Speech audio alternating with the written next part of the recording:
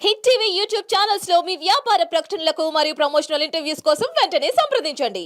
మా సంపాదన పురుష లక్షణం అనేది అసలు పోయాయి ఆ రోజులు. అవునమ్మా. ఎప్పుడో పోయాయి. అందరూ సంపాదించాలి. ఇద్దరు సంపాదిస్తే కూడా చాలని రోజులు వచ్చేసాయి. ఇక్కడ చాలా ప్రశ్న రోజులు కాదమ్మా, సరిపెట్టుకోని రోజులు. సరిపెట్టుకోని రోజులు వచ్చాయి. ఉమ్. ఓకే. ఆ సరిపెట్టుకోని రోజుల్లో కూడా భర్త సంపాదన పెరగాలి అంటే అసలు భార్య చేయవలసిన పూజలు కానీ, ఏదైనా పద్ధతులు కానీ, తనలో మార్చుకోవాల్సిన పద్ధతులు కానీ ఏమన్నా ఉన్నాయా? ఉంటే ఏమిటి అమ్మా, చెప్పండి? ఇప్పుడు మీరు అన్నారు ఇద్దరు సంపాదిస్తున్నారని. ఉమ్. అదేదో తన జీతం పెరిగేటట్టే ఆలోచించచ్చుగా. భర్త జీతం భర్త పెరగాలని జీతం. ఎందుకు వచ్చిన గోల? అంటే ఈవిడ రెస్ట్ తీసుకోవచ్చు కదా అని ఇంకా. అంటే అతని జీతం పెరిగితే ఈవిడ ఆ, ఉద్యోగం ఇంట్లో మానేయచ్చు కదా అనా? మానేయచ్చు కదా, హ్యాపీగా ఇంట్లో ఉండొచ్చు బానే కదా. ఉంది. ఉద్యోగం చెయ్యకపోతే అమ్మా ఉమ్. చాలా ఆదా అవుతుంది. ఏంటమ్మా మరొకసారి చెప్పండి. ఉద్యోగం చేయకపోతే ఆదా అవుతుందా? అది అవునమ్మా. ఎలా? కనీసం ఇంటి నుంచి ఉద్యోగానికి వెళ్ళేటందుకు ట్రాన్స్పోర్టేషన్ ఉందా? ట్రాన్స్పోర్ట్ ఉండాలి. ట్రాన్స్పోర్టేషన్ ఆదా అవుతుంది. ఉమ్. ఆ, ఇంట్లో ఉంటే మా ఎక్స్ట్రా పెట్టుకునే పని వాళ్ళ పనులు తగ్గుతాయి. అవును.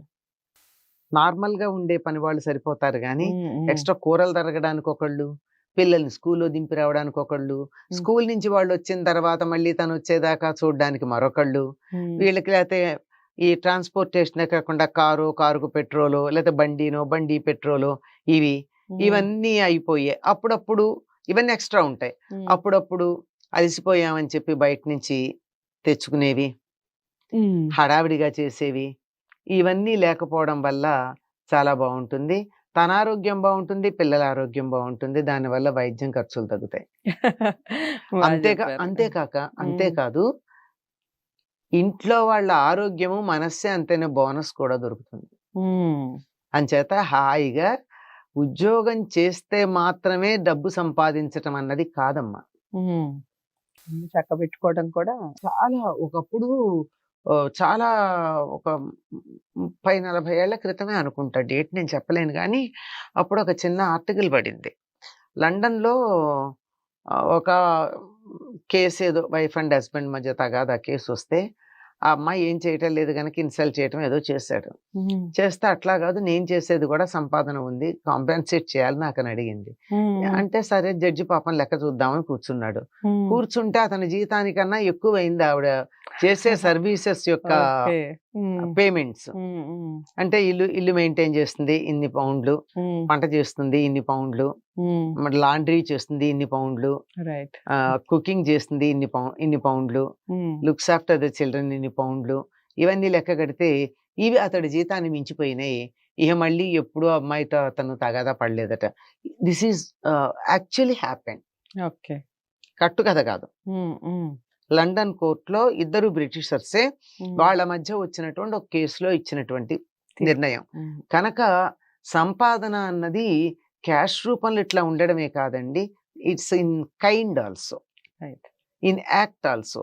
ఉమ్, కనుక అలా ఉండడం, పొదుపు చేసినంత పొదుపు చేయడం చాలా గొప్ప సంపాదన, వృధా చేయకపోవడం. ఉమ్, ఈ రోజుల్లో మనం ఏం చేస్తున్నామమ్మా, మన చెత్తబుట్టలో ఉండే ఆహారం ఎక్కువ ఉంటుంది మనం తినేదానికన్నా, చాలా మంది ఇళ్లలో, ఉమ్, ఉమ్, ముఖ్యంగా పిల్లలు, కొంతమంది ఇళ్లలో పెద్దవాళ్ళు కూడా, వాళ్ళకు కూడా లెక్క ఉండట్లేదు. ఉమ్, ఎంతైనా సరే ఏదో ఒకటి నచ్చకపోతే పడేస్తాం, ఏమైంది, ఉమ్, కక్కుతి పడాలా, సంపాదిస్తున్నాం, ఏమందుకు మనం ఎందుకు రేపటికి ఎందుకు ఉంచుకోవాలి, ఉమ్. బాగుంటే తింటాం లేకపోతే పారేస్తాం. అవును. ఇలా ఇక్కడి నుంచి మొదలుపెట్టి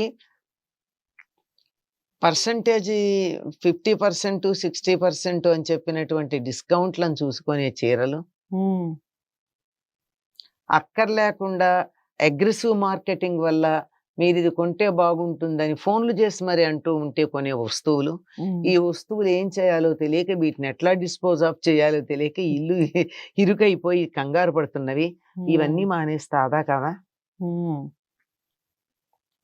ఒకసారి ఆలోచించి, ఒక్క నెల తాను ఉద్యోగానికి వెళ్ళినందువల్ల ఉమ్, ఏ ఏ సందర్భంలో ఎక్కడ ఖర్చు పెడుతుందో ఆ ఖర్చు అంతా తీసి, ఆ డబ్బంతా తీసి ఒక డబ్బాలో వేయడం మొదలు పెడితే తను సంపాదించింది, అంటే చిన్న జీతాలు అయితేనమ్మా, ఉమ్, ఉమ్. ఎక్కడో లక్షల్లో ఉండేవాళ్ళు, సిఇఓ పొజిషన్స్ లో ఉండేవాళ్ళు, వాళ్ళ గురించి కాదు నేను మాట్లాడు, జనరల్ గా ఉమ్, ఉమ్. కొన్ని స్కూళ్ళల్లో పనిచేసే వాళ్ళకి ఆటో ఖర్చులు కూడా ఉండవు వాళ్ళ జీతాలు, అవును. ప్రైవేట్ స్కూళ్ళల్లో ఉమ్, ఉమ్. కదా.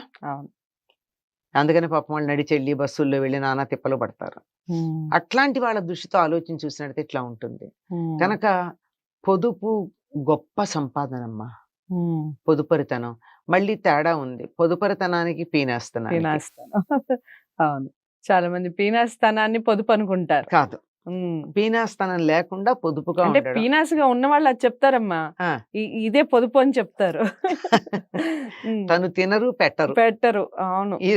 ఈ రెండు కాక తనకు ఉమ్, కావాల్సిందే తిని ఎదుటి వాళ్ళకి కావాల్సినంత ఇచ్చి ఆ ఉమ్, తర్వాత మిగిలింది వృధా చేయకుండా ఉండడం ఉమ్, ఏదైతే ఉందో అది పొదుపరితనం అవుతుంది తప్ప కడుపు కట్టుకుంటే అది ఉమ్, పొదుపు అవదు. కాపీనం అంటారు అవుతుంది. ఉమ్, దాన్ని పీనాస్తనం అంటారు. ఓకే. అంచేత అట్లా లేకుండా ఉండడం కూడా సంపాదనే.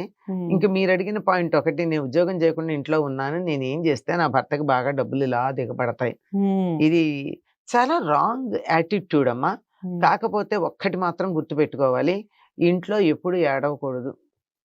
ఉమ్, కలకంటి కంట కన్నీరొలికిన ఇంట సిరి తానొల్లనుండదు.